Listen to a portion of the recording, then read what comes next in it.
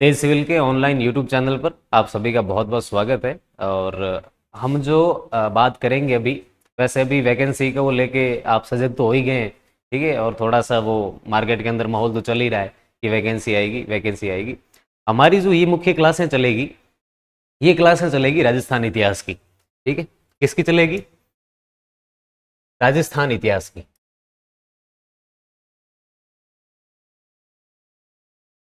राजस्थान इतिहास की। हमारे आरपीएससी का जो पाठ्यक्रम है, जो सिलेबस दिया हुआ है, ठीक है, जो ये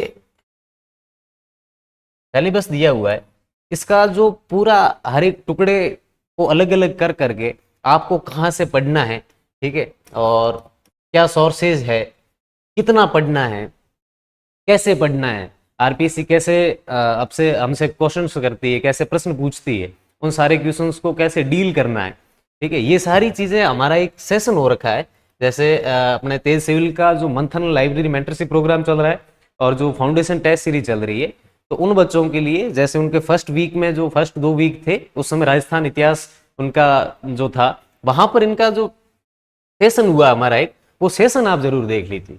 उसके अंदर लोकेश सर ने पूरे ढंग से सब चीजें आपको समझाई है, कहाँ से पढ़ना है, कितना पढ़ना है, कैसे पढ़ना है, पूरे टुकड़े को अलग अलग करके आपको बताया गया है, सोर्सेज बताए गए हैं आपको। ठीक है, कैसे प्रश्नों को डील करना है, आरपीसी कैसे प्रश्न पूछती है, और शुरुआत एंशिएंट से लेके मिडाइवल से लेके मॉडर्न तक मेंस में कैसे पूछती है, पूरा एनालिसिस करके वहां बहुत ढंग से बताया गया है आपको। और उसका जो लिंक है वो आपको मैं डिस्क्रिप्शन के अंदर डाल दूंगा, वो आप वहां से देख लीजिएगा।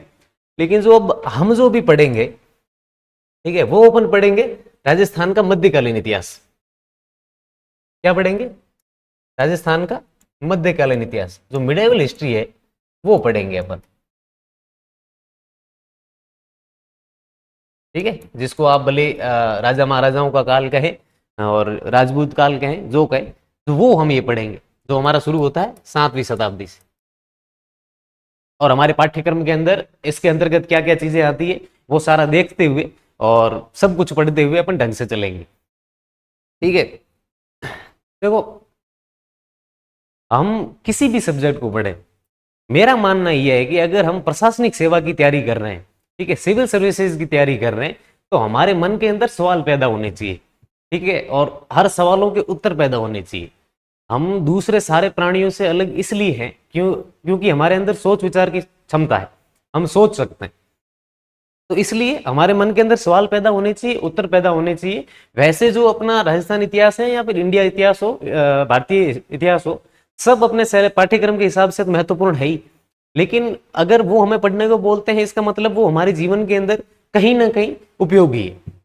इसलिए कोई भी हम अगर विषय पढ़े, कोई भी सब्जेक्ट पढ़े, उससे पहले हमें ये जानना चाहिए कि वो हमें पढ़ना क्यों चाहिए, हमारे जीवन में क्या उपयोगी है, यहाँ पर ओवरऑल मानव समाज पर जो उसका है क्या इफेक्ट है, क्या प्रभाव है। इसलिए हमें पहले ये देखना चाहिए कि हमें इतिहास क्यों पढ़ना चाहिए।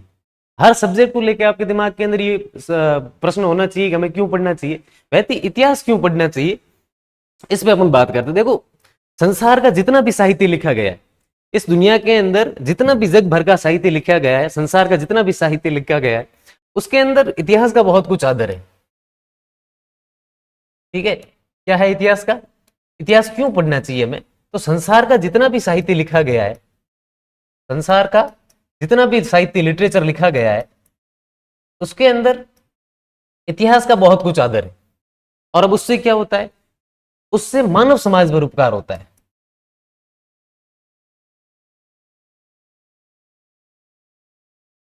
आज भी इतिहास से संबंधित बहुत बड़े बड़े ग्रंथ लिखे जाते हैं। आज भी बहुत बड़े बड़े राइटर्स है, लेखक है, जो इतिहास से संबंधित बड़ी बड़ी किताबें लिखते हैं। और जब आप बॉलीवुड के अंदर देखिए, जब इतिहास से संबंधित कोई भी मूवी आती है, तो वो कितनी हिट जाती है, ठीक है, कितने करोड़ों कमा के जाती है। इसलिए इतिहास पढ़ना भी जरूरी है। और इतिहास का जो है वो मानव समाज पर बहुत उपकार है। वो कैसे उपकार है वो अपन समझते हैं।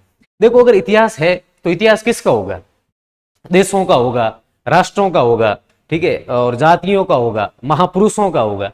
तो इन लोगों के द्वारा अतीत के अंदर जो उदाहरणीय काम किए गए हैं, ठीक है, जिससे हम प्रेरणा लेते हैं, तो इन सारे लोगों द्वारा जो उदाहरणीय काम किए गए हैं,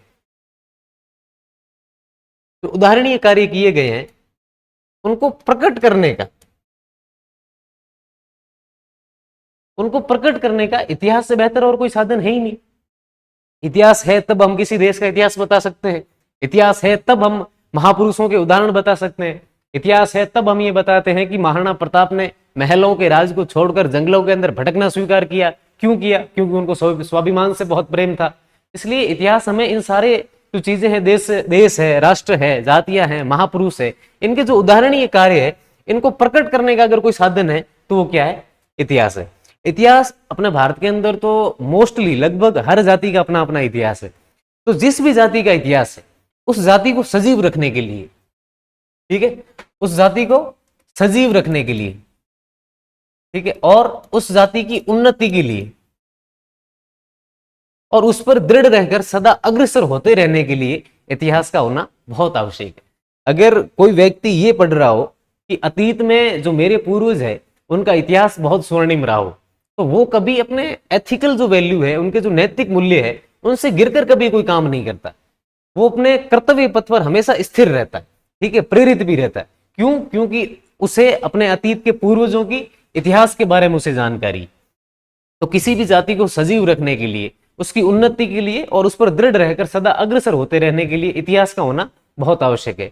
इतिहास है जो हमारा महापुरुषों से परिचय करवाता है, उनके कार्यों से हमें अवगत करवाता है कि उन लोगों ने क्या क्या कार्य किए हैं, कौन से कार्य हमें करने हैं और कौन से कार्य करते समय हमें बहुत सारी चीजों का ध्यान रखना पड़ता है। तो वो सारी हमें कौन बताएगा? इतिहास बताएगा। एक अंग्रेज सुप्रसिद्ध विद्वानकार हुए, अंग्रेज यूरोप के, उनका नाम है एडमंड बर्क। क्या नाम है उनका? Edmund Burke. एडमंड बर्क साहब बोलते हैं, वो कहते हैं कि इतिहास उदाहरणों के साथ साथ तत्व ज्ञान का भी शिक्षण है। ठीक है, किसका शिक्षण है? तत्व ज्ञान का भी शिक्षण है। जो ये टर्म है आप एथिक्स के अंदर पढ़ेंगे, जो मेंस के अंदर हमारा सिलेबस है एथिक्स में, एथिक्स के अंदर आप तत्व ज्ञान को बहुत ढंग से समझेंगे। तो कि इतिहास हमारा उदाहरणों के साथ साथ तत्व ज्ञान का भी शिक्षण है। अब तत्व ज्ञान का शिक्षण कैसे है? वस्तुतः ये बात बिल्कुल ठीक है, ठीक है, वस्तुतः ये बात बिल्कुल ठीक है। लेकिन हम एक उदाहरण लेते हैं कि सिनेमा की कोई भी जो सिनेमा के अंदर जो कोई भूतकाल की घटना होती है और फिल्म के रूप में हमारे सामने वो पूरी चलती हुई जाती है कि कैसे क्या चीजें हुई नहीं हुई, चलचित्र के रूप में हमारे सामने पूरी चलती हुई जाती है।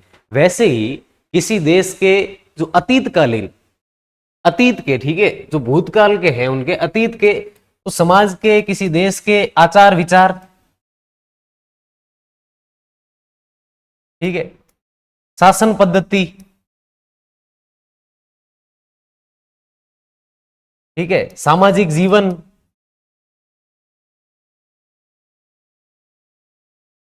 उस समय का खान पीन, कौन सी परंपराएं थी, तो ये सारी चीजें हमें कौन बताता है? इतिहास। कि उस समय के जो लोग थे वहां की कैसी आचार विचार थे, वहां की कैसी शासन पद्धति थी, जो राजा था वो कैसे शासन करा करता था, उनके नीचे का जो हायरार्की होती थी वो क्या हुआ करती थी, वहां का कैसा सामाजिक जीवन हुआ करता था, उस समय के लोगों का कैसा खान पीन हुआ करता था। तो ये सारी चीजें हमें कौन बताता है? इतिहास। इतिहास हमें ये भी बताता है कि किस प्रकार किसी जाति की अवनति हुई और किस प्रकार किसी जाति की उन्नति हुई। देखो, इतिहास जो है वो पिछले हजारों और सैकड़ों वर्षों से, सैकड़ों वर्षों का किसी देश या समाज का जो उसका अतीत बीता है, उसका एक सुंदर चित्र हमारे सामने रख देता है। इससे हमें क्या पता चलता है? इससे हमें यह पता चलता है कि किस प्रकार सामाजिक संगठन टूट जाते हैं, किस प्रकार सभ्यताएं नष्ट हो जाती है, किस प्रकार देश हैं वो पराधीन हो जाते हैं, गुलाम हो जाते हैं, किस प्रकार सुविशाल साम्राज्य और महाप्रतापी राजवंश नष्ट भ्रष्ट हो जाते हैं, और किस प्रकार एक लघु राजवंश जो एक छोटे से क्षेत्र पर उस समय जिनका शासन था, आगे जाके कालांतर के अंदर उन्होंने बहुत बड़े साम्राज्य का विस्तार कर लिया। ये सारी चीजें हमें इतिहास ही बताएगा।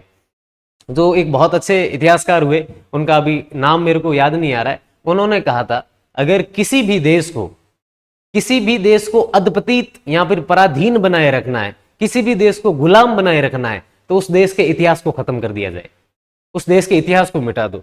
और अगर किसी भी देश को अपनी अवनति से उन्नति की तरफ जाना है तो वहां के लोगों के, उस देश के युवा वर्ग को इतिहास का सही से ज्ञान दिया जाए, वहां के लोगों को इतिहास को सही से पढ़ाया जाए, बारीकी से इतिहास को पढ़ाया जाए। ठीक है, और जो इतिहास है वो समाज के अंदर अमृत संजीवनी की शक्ति की तरह कार्य करता है। ठीक है, संजीवनी शक्ति की तरह कार्य करता है। और इससे क्या होता है, समाज के अंदर उत्साह का संसार।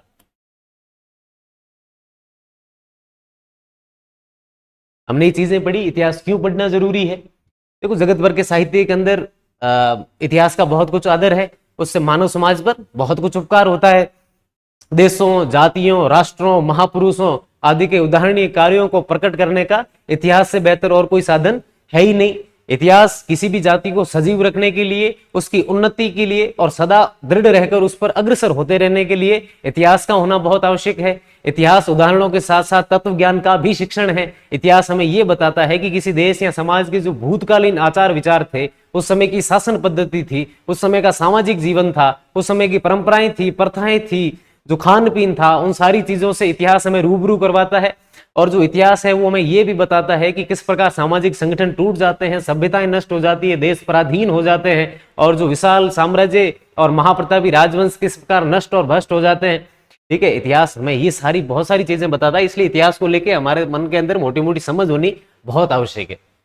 अगर आपको मेंस के अंदर लिखना है तो आप किसी विषय की समझ के बिना कभी आप नहीं लिख सकते। ठीक है, इस बार जो मेंस के अंदर क्वेश्चन पूछे आपको पता ही है, तो अगर आपको सब्जेक्ट की अगर मोटी मोटी आपको नॉलेज है तो आप वो प्रश्न लिख देंगे, अगर नहीं है तो आप नहीं लिख पाएंगे। ठीक है, तो इतिहास पढ़ना इसलिए बहुत जरूरी है। और जो हमारे सिलेबस के अंदर है, आरबीसी पाठ्यक्रम के अंदर जो हम पढ़ रहे हैं राजस्थान का मध्यकालीन इतिहास, उसके अंदर हमारे जो राजवंश है वो है गुहिल, प्रतिहार, परमार, चौहान, राठौड़ और कछवा। इन छह वंश को हम पढ़ेंगे। इन छह वंश को क्या पढ़ेंगे, हम सब कुछ नहीं पढ़ना हमको, इन छह वंश को वैसे आ ही जाती है सब कुछ इसके अंदर, लेकिन जो पाठ्यक्रम के अंदर लिखा हुआ है, इन वंश की राजनीतिक व सांस्कृतिक, राजनीतिक और सांस्कृतिक उपलब्धियां हमें पढ़नी है। राजनीतिक से संबंधित है कि राजाओं का जो युद्ध काल हुआ करता था, उनकी राजनीतिक जो व्यवस्थाएं थी, एडमिनिस्ट्रेशनल प्रशासनिक जो हुआ करती थी, वो सारी चीजें इसके अंदर पढ़ेंगे।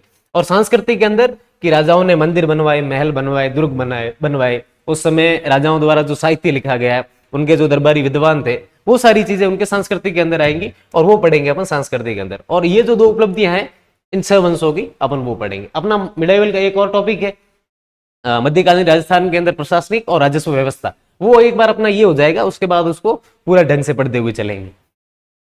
ठीक है, देखो हमारा जो मध्यकालीन इतिहास है, राजस्थान का मध्यकालीन इतिहास है, वो 7वीं शताब्दी से शुरू होता है।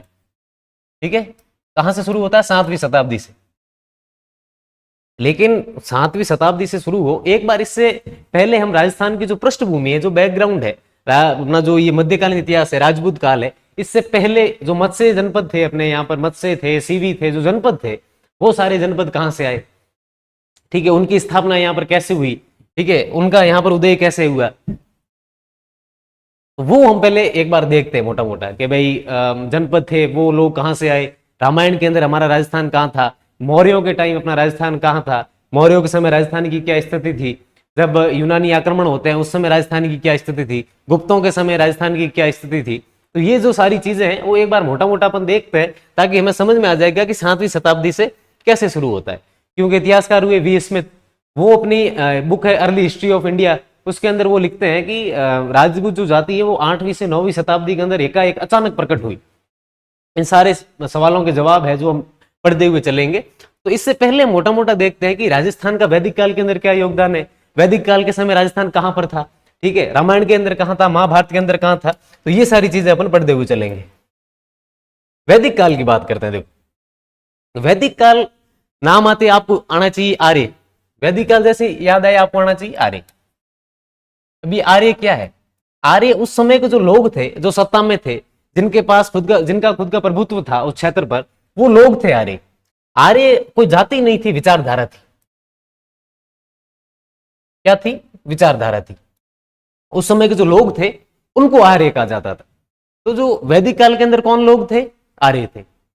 भारत के अंदर जो आर्यों का आगमन होता है उसको लेके एक थ्योरी दी गई। भारतीय सरकार की जितनी भी किताबें हैं उन सब के अंदर, एनसीईआरटी कहते हैं आप, उनके अंदर एक थ्योरी दी गई है, और वो थ्योरी है आर्यन इन्वेजन थ्योरी। आर्य प्रवासन थ्योरी, आर्यन इन्वेजन थ्योरी। ये थ्योरी किसने दी? ये जो थ्योरी है ये मैक्स मूलर ने दी। और मैक्स मूलर कौन थे? ये जर्मन के रहने वाले थे, ठीक है, और ये भाषाविद थे, लैंग्वेज का इनको नॉलेज था, भाषाविद थे, प्राच्यविद थे। ब्रिटिश गवर्नमेंट ने इनको भारत के अंदर ऋग्वेद का अनुवाद ट्रांसलेट करने के लिए, ऋग्वेद का अनुवाद करने के लिए इनको अपॉइंट किया था।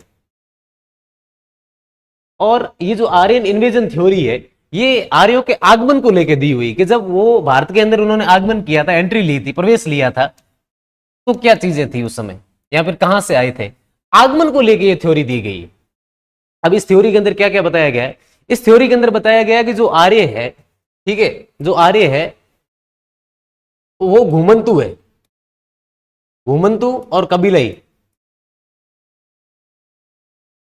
घूमते रहते हैं, ठीक है, खाना बदोश लोग थे, ठीक है, यायावर थे, आप शायरी की भाषा में कहे तो मुसाफिर थे। जो ये लोग थे इनको घुमंतु और कबीलाई बताया गया है, और कि ये ऐसे खाना बदोश लोग हैं जिनके पास खुद के वेद है, जिनके पास खुद के रथ है, जिनके पास खुद की भाषा है, जिनके पास खुद की लिपि है। ये ऐसे पढ़े लिखे सुसभ्य और सुसंस्कृत लोग हैं जिनके पास खुद की हर एक चीज है। ये वैसे दुनिया के अंदर सबसे अनोखा उदाहरण है। लेकिन इस थ्योरी को सबसे बड़ी चुनौती तब मिली जब 1921 के अंदर सिंधु नदी के किनारे पर सभ्यता जब उत्खनन हुआ, तो वहां पर हमें क्या मिली? सभ्यताएं। सभ्यताएं, अगर एक सभ्यता मिलती मानी जा सकती थी, बात, बहुत सारी सभ्यताएं मिलती है।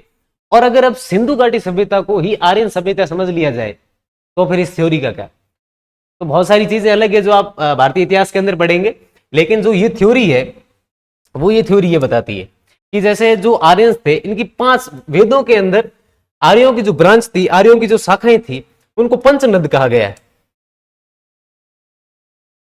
क्या कहा गया है? वेदों के अंदर जो आर्यों की ब्रांच थी, जो शाखाएं थी, उनको पंचनद कहा गया। पंचनद एक नदियों को भी कहा जाता है, लेकिन वेदों के अंदर जो आर्यों की ब्रांच को लेकर एक शब्द का प्रयोग हुआ वो है पंचनद। और जो आर्यों की जो 5 शाखाएं बताई गई है वो बताई गई है पुरु, पुरु, यदु, द्रहु और अनु। ये 5 शाखाएं बताई गई है आर्यों की। और जो ये पुरु शाखा है, इन्होंने सिंधु नदी के जो आसपास का क्षेत्र था, ठीक है, उसके आसपास अपना अधिकार जमाया। और जो यदु शाखा है, इसने पश्चिमी राजस्थान और गुजरात के अंदर अपनी बस्तियां बसाई। अब पुरु लोग यहां पर थे, ये सिंधु नदी के आसपास का क्षेत्र। और जब आर्यों ने एंट्री ली थी भारत में, तो इन्होंने यहां से ली थी, ठीक है, कहां से आए थे? उत्तर और पश्चिम से आए थे, यहां से उन्होंने एंट्री ली थी। और उनके पास खुद का पशुधन हुआ करता था, यायावर लोग थे, खाना बदोश लोग थे, जहां उन्हें पानी मिल जाता वहां पर रुक जाता, वहां पर वो स्थापित हो जाते थे। तो जो सरस्वती और दृष्टवती जो नदियां थी, दृष्टवती अपने बीकानेर से होकर जाया करती थी, एक नदी थी सरस्वती और एक नदी थी दृष्टवती। सरस्वती और दृष्टवती जो नदी है, इनके किनारे पर इन्होंने सभ्यताएं बसा ली। ये जो आज का गग्गर मैदान है, आज का जो ये गग्गर मैदान है, यहीं पर उन्होंने आसपास अपनी सभ्यताएं बसा ली, ठीक है। और इसके अंतर्गत ही राजस्थान का क्षेत्र आता था। अब यहां पर उन्होंने क्या किया? यहां पर उन्होंने, आर्यों ने यहां पर कौन कौन सी चीजें की वो अपन पढ़ते हैं। देखो, जो आर्यों का स्थल बताया गया है, रहने का निवास स्थान, वो सप्त सिंधु बताया गया है, ठीक है। और ऐसा कहा जाता है कि इन्हीं नदियों के किनारे पर, इतिहासकारों का यह मत है, इन्हीं नदियों के किनारे के ऊपर इन्होंने ऋग्वेद की रचना की, ठीक है, ऋग्वेद की रचना की। तो ऋग्वेद के अंदर राजस्थान को लेकर क्या कोई चीज कही हुई है? कही हुई है। राजस्थान को लेकर एक शब्द का प्रयोग हुआ ऋग्वेद के अंदर, और वो शब्द है ब्रह्माव्रत। ब्रह्मव्रत, ये राजस्थान को लेकर प्रयोग हुआ है शब्द, ये आपको याद रखना है। आरपीसी पूछ सकती है आपसे कि ऋग्वेद के अंदर राजस्थान को लेकर किस शब्द का उल्लेख हुआ है, ठीक है। यहाँ पर ब्रह्माव्रत का, राजस्थान के लिए जो ब्रह्माव्रत शब्द का प्रयोग हुआ है वो किसके अंदर हुआ है? तो वो अपने किसके अंदर हुआ है? ऋग्वेद के अंदर राजस्थान को लेकर किस शब्द का प्रयोग हुआ है? ब्रह्माव्रत का हुआ है। अपने इतिहासकार हुए डॉक्टर दशरथ शर्मा, और दशरथ शर्मा का मत यह है कि यहां पर इसी भूमि के ऊपर इनको यज्ञों का महत्व पता चला, ठीक है, और यहीं इसी भूमि पर इनको जीवन मुक्ति का आभास हुआ।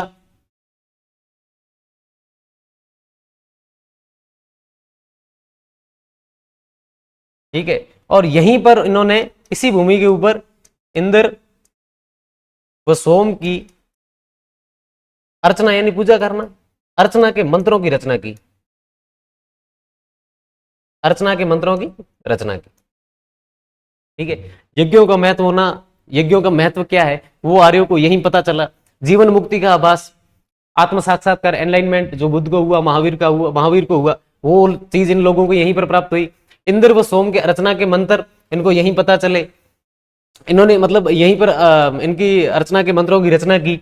अब अगर मोटा मोटा अपन देखें तो कि इंद्र के मंत्रों की रचना इस क्षेत्र के अंदर क्यों की गई, तो राजस्थान का अधिकांश जो भाग है वो मरुस्थल है, और मरुस्थल के अंदर बरसात हमेशा कम हुआ करती थी, इसलिए इंद्र जो थे बरसात के देवता अपन समझे तो इंद्र की शायद मंत्रों की रचना यहाँ पर इसलिए की गई होगी। अब अपन सोचे तो यहाँ का हमें क्या प्रमाण मिलता है कि राजस्थान के अंदर वैदिक सभ्यताएं थी या जो आर्य लोग थे वो यहाँ पर रहते थे। इसकी प्रमाण की पुष्टि के लिए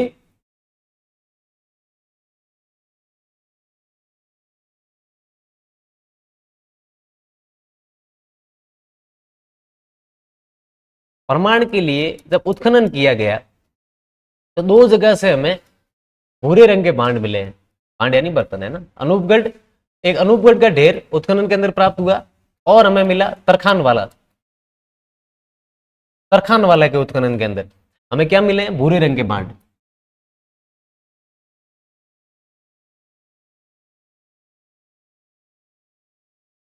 और जो ये भूरे रंग के बांड है ये वैदिक सभ्यता के, ये वैदिक काल के।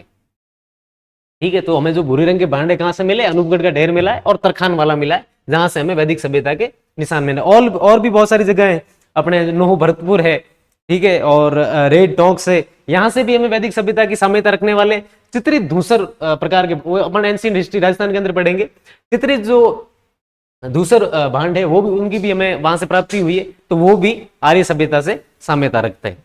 ठीक है, तो वैदिक काल के अंदर हमने पढ़ लिया। हमें इसके अंदर इतना ही याद रखना है, ज्यादा चीजें काम की नहीं है, इतना याद रखना है कि ऋग्वेद के अंदर राजस्थान को लेके एक शब्द का प्रयोग हुआ है, और वो शब्द कौन सा है, ब्रह्मवर्त। ब्रह्मवर्त का प्रयोग किसके अंदर हुआ है, ऋग्वेद के अंदर हुआ है। यहाँ पर ऐसे पूछ लेंगे कि ऋग्वेद के अंदर राजस्थान को लेके किस शब्द का उल्लेख हुआ है, तो वो है ब्रह्मवर्त। ठीक है, ऋग्वेद के बाद है रामायण काल। रामायण काल के अंदर राजस्थान की स्थिति क्या थी, यहाँ पे राजस्थान को क्या कहा गया। रामायण के अंदर महर्षि वाल्मीकि ने राजस्थान के लिए एक शब्द का प्रयोग किया है। ठीक है, और वो शब्द है मरुकांतार। मरुकांतार कह दे या मरुकांतर बोल दे, ये जो शब्द है वैसे तो मारवाड़ के लिए, अब जो आज का क्षेत्र है वो मारवाड़, उसके लिए प्रयोग किया गया है। ठीक है, लेकिन राजस्थान के लिए पूछा जाता है कि राजस्थान के लिए महर्षि वाल्मीकि ने रामायण के अंदर किस शब्द का उल्लेख किया है, तो वो शब्द हमारा कौन सा है, मरुकांता। और भी कई जनश्रुतियां चलती है कि भगवान श्री राम जब लंका की तरफ जा रहे थे और बीच में समंदर जब रास्ता नहीं दे रहे थे, और तो वाल्मीकि ने अपने चौपाई के अंदर लिखा कि भय बिन प्रीत न होए, तो जब श्री राम ने जब धनुष पर तीर साधा, तो उस भय से समुद्र ने उनको रास्ता देने के लिए तैयार हो गए, और उन्होंने कहा मैं आपको रास्ता दे दूंगा, लेकिन अब जो तीर था वो धनुष पर साध चुका था, उसको खाली नहीं जाने दिया जा सकता था। इसलिए वहां जो ऋषि थे उन्होंने कहा कि उस दिशा के अंदर चला दो जहां पर समंदर है, और अगर वहां वो तीर जाता है तो किसी प्राणी को या किसी भी प्रकार की कोई हानि नहीं होगी। तो श्री राम का जो अमोघ अस्त्र था वो हमारे जो रेगिस्तान है, आज का राजस्थान है, जो मरुस्थल है, उस जगह पर आकर गिरा था, और वो सूख के अब जो है रेगिस्तान बन चुका था। पहले वहां पर समंदर था।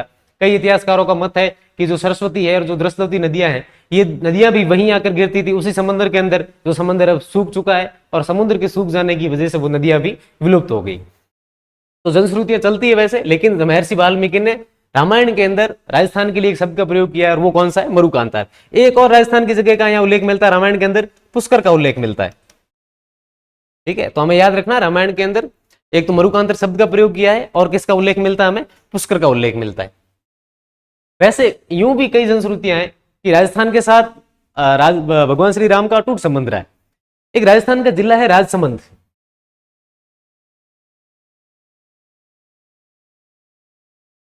राजसमंद जिले से विशेषतः भगवान श्री राम का अटूट संबंध रहा है। राजसमंद जिले का एक तहसील है चारभुजा, और चारभुजा तहसील के अंदर एक गांव है सेवंतरी गांव।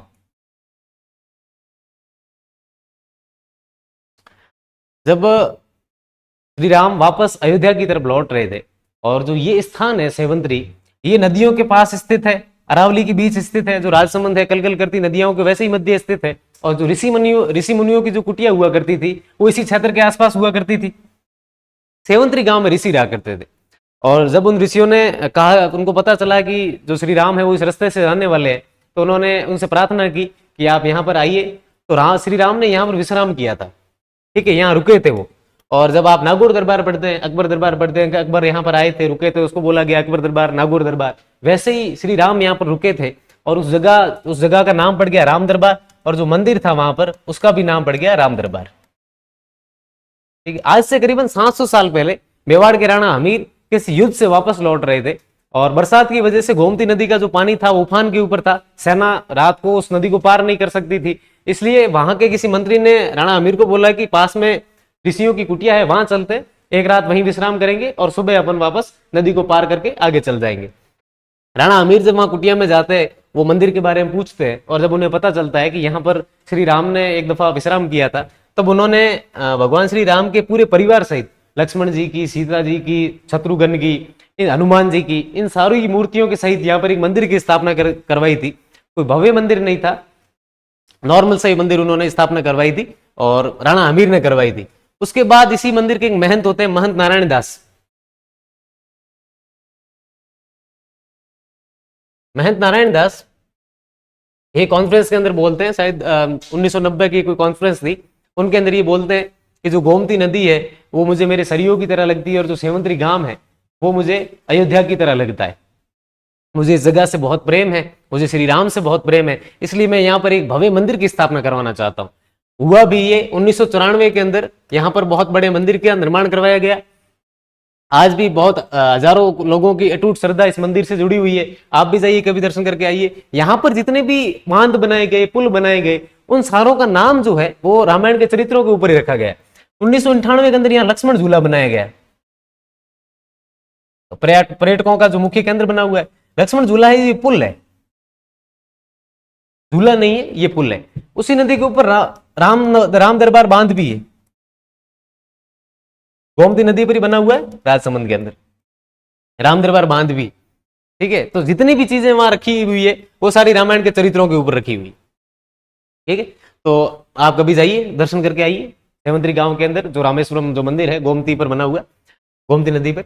लेकिन हमें ये याद रखना है कि रामायण काल के अंदर महर्षि वाल्मीकि ने राजस्थान के लिए, मारवाड़ के लिए मरुकांतर शब्द का प्रयोग किया है, और हमें रामायण के अंदर किसका उल्लेख मिलता है? पुष्कर का उल्लेख है। वैसे ये सेवंतरी जो गांव है ये बड़े बड़े ऋषियों की तपोस्थली रही हुई है, ठीक है, कर्म स्थली रही हुई है। श्रृंगी ऋषि की ये तपोस्थली रही हुई है। आप जब सेवंतरी गांव से बाहर निकलते हैं, और जो बाहर निकलते ही उनका जो सीमा के ऊपर एक मंदिर बनाया हुआ है वो श्रृंगी ऋषि का बनाया हुआ है। अपन आगे बढ़ेंगे, श्रृंगी ऋषि का अभिलेख, ये वही श्रृंगी ऋषि है। यही जो गांव है, इसी के पास की जो भूमि है, वही अपने जो अपन बप्पा रावल के टाइम पढ़ेंगे, हरित ऋषि, उन्हीं की तपोस्थली भी यहीं रही हुई है। तो ये जो गांव है वैसे बड़े बड़े ऋषियों की हमेशा कर्मस्थली और तपोस्थली रही हुई है। तो इसके बारे में अपन बाद में भी पढ़ेंगे। तो रामायण के अंदर मरुकांतर और पुष्कर का हमें उल्लेख मिला है। अपन पढ़ते हैं महाभारत काल। महाभारत काल से राजस्थान का वैसे अटूट संबंध है। क्योंकि महाभारत के अंदर जो पांडव थे, पांडवों को जो 13 साल का अज्ञातवास मिला था, और जो उनका अंतिम 1 साल था, वो उन्होंने महाभारत के अंदर हमें एक जगह का उल्लेख मिलता है, जनपद का उल्लेख मिलता है, विराटनगर। ठीक है, बैराट, तो जयपुर के अंदर ही, यहीं पास में विराटनगर, जो मत्स्य जनपद की राजधानी थी।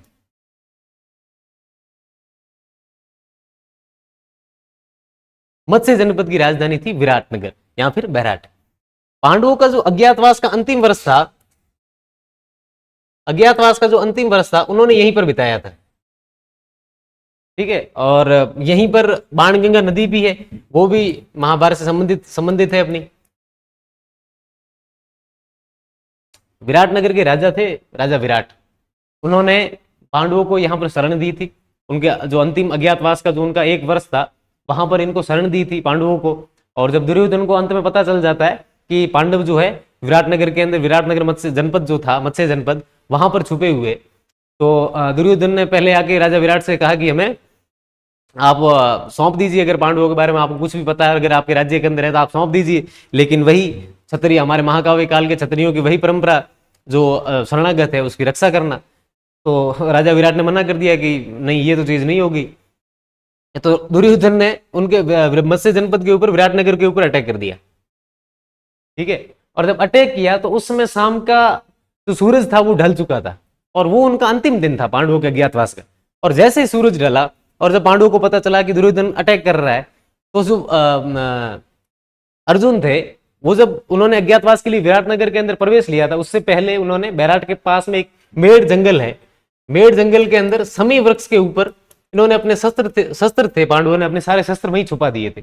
और उसमें मेड़ जंगल के अंदर से उन्होंने अपना जो धनुष था, गांडीव, उनको उठाकर, लेकिन धनुष काफी समय से पड़ा था इसलिए पवित्र करना, अग्निदेव का वो धनुष था, उसको पवित्र करना बहुत जरूरी था, इसलिए उन्होंने वहां पर धनुष लगाकर, धनुष जमीन के अंदर लगाकर बाणगंगा नदी को प्रवाहित किया था उन्होंने।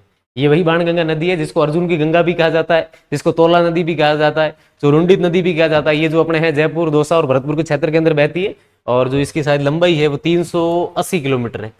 ठीक है, ये भी अपने याद रखना। और विराटनगर का वैसे भी अर्जुन के जो पुत्र थे अभिमन्यु, उनका जो विवाह था वो राजा विराट की पुत्री थी उत्तरा, उनके साथ ही हुआ था। और उत्तरा से जो अभिमन्यु का पुत्र हुआ था परीक्षित, उन्होंने ही पांडवों के वंश को आगे बढ़ाता है, जिससे परीक्षित इन्हीं को कलयुग का देवता कहा जाता है, इन्होंने। तो विराटनगर का और मत्स्य जनपद का तो महाभारत से अटूट संबंध रही है। और हम बात करते हैं कि और यहाँ पर क्या हुआ। हमें यहाँ पर यह पता चलता है, एक और शब्द मिलता है, जांगल। महाभारत के अंदर क्या शब्द मिलता है?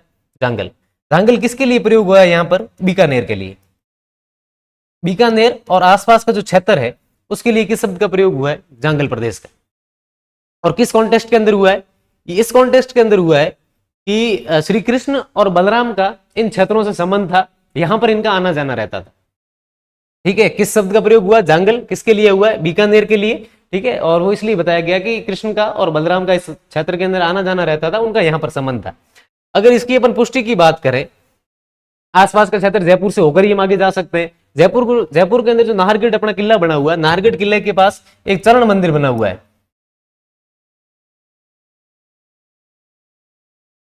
ठीक है, चरण मंदिर बना हुआ है। ये इस मंदिर का जो इतिहास है वो ये है कि भगवान श्री कृष्ण के एक बार यहाँ पर चरण पड़े थे, और उन्हीं चरणों की ही पूजा होती है यहाँ पर। और इस मंदिर का जो उस समय छोटा मंदिर था, मानसिंह प्रथम ने इस मंदिर का भव्य निर्माण करवाया था। किसने करवाया था? मानसिंह प्रथम ने। नाहरगढ़ के अंदर जो मध्य में हथनी कुंड है, जो झरना है, वहां हम जाते हैं तो जो जाने का रास्ता है, जिस रास्ते के जस्ट पास के अंदर ही चरण मंदिर बना हुआ है। अब की बार आप जाएं तो जरूर वहां दर्शन करके आइएगा। और हमें क्या मिलता है? और हमें यहाँ पर महाभारत के अंदर सालू जाति का उल्लेख मिलता है। और महाभारत के अंदर लिखा हुआ जो इनका क्षेत्र था वो था सांचौर, भीनमाल और सिरोही का जो क्षेत्र है, वहां पर इनका निवास था। बाद में अपन पढ़ेंगे जो सालू जाति अलवर के आसपास के क्षेत्रों के अंदर थी, किसी वजहों से यहाँ आ गई होगी। ठीक है, और जो अपन बाद में पढ़ेंगे। और सालू जाति का उल्लेख मिलता है। और हमें क्या पता चलता है? और हमें पता चलता है, महाभारत के अंदर लिखा हुआ है कि बनास नदी का जो तटीय क्षेत्र है, बनास नदी का जो आज का मेवाड़ हो गया, ठीक है, यहां का एक राजा था श्रुतयुद्ध। ये कुरुक्षेत्र के अंदर कौरवों की तरफ से युद्ध करने आए थे, कौरवों की तरफ से कुरुक्षेत्र के अंदर युद्ध करने आए थे। राजा का नाम क्या था? श्रुतयुद्ध। कहां से जानकारी मिलती है? महाभारत से। और हमें सालो जाति का उल्लेख मिलता है, और विराटनगर का उल्लेख मिलता है, मत्स्य जनपद का, और किसका उल्लेख मिलता है? जंगल प्रदेश का, जो किसके लिए प्रयोग हुआ है? बीकानेर का। चरण मंदिर कहां पर बना हुआ है? जयपुर के अंदर, नाहरगढ़ पहाड़ी के ऊपर, नाहरगढ़ किले के पास ही बना हुआ है, जिसका निर्माण किसने करवाया था? मानसिंह प्रथम। ठीक है, महाभारत का अपना हो गया मोटा